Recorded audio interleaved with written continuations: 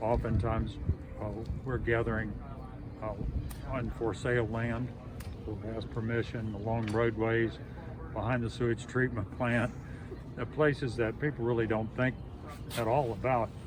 I'd say that currently most of the saplings come from are a product of urbanization, because they've cut the trees down, and between the time they cut their major trees and they put the foundation in, lots of saplings come up.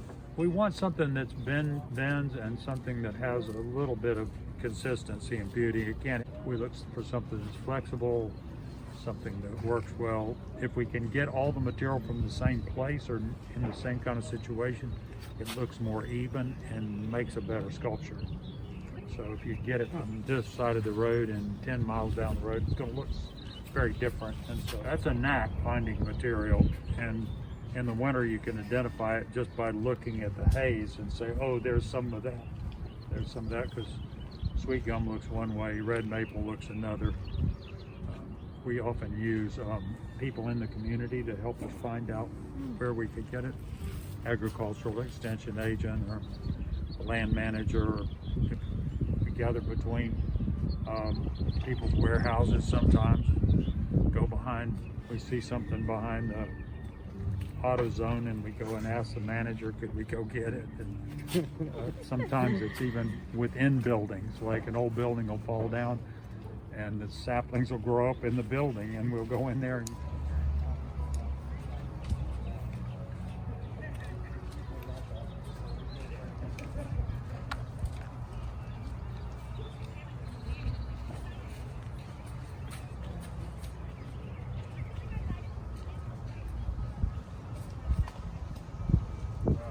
you can see that it's not going to fall over. It's like you could hit it with a truck, because you're gaining a lot of strength by plaiting or making felt even, because your fibers are going different ways. Right. So it just builds up an enormous amount of strength. And forming up the windows and doors, you want to look for when we get our framework going, we kind of gaze into that and imagine, oh, this would be a great door.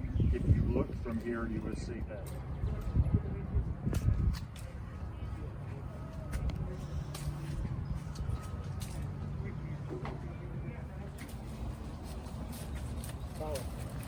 If you want them to understand sculpture, you have to give them a little nudge. There's a way that you have to open up the situation if you want people to accept art a little bit more, and sculpture, and you have to be more vulnerable than the normal person thinks they have to be. So I'm not against anybody's way of working, but I when I was little, I always thought it'd be interesting if I could talk to the person who made it. Yeah. And so that's been one of the cornerstones of my own work, is that you could always talk to me, write me. Yeah. We answer all our emails. Sometimes it's painful, but we do.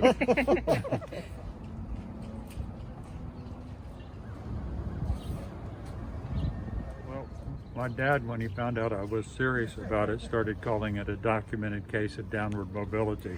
And then finally I was on CBS Sunday Morning, and when he saw me on that, that was it. I had become something in his eyes.